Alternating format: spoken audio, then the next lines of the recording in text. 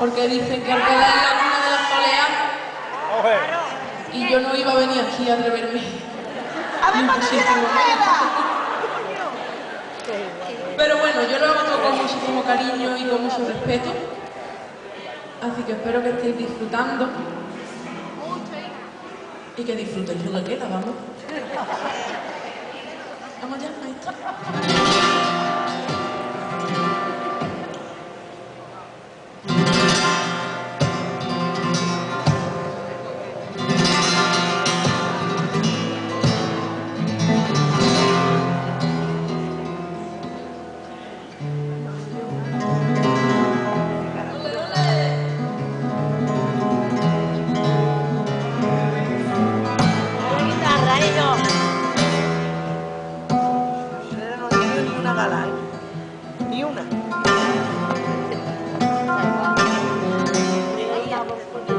Esperando que se venía, pero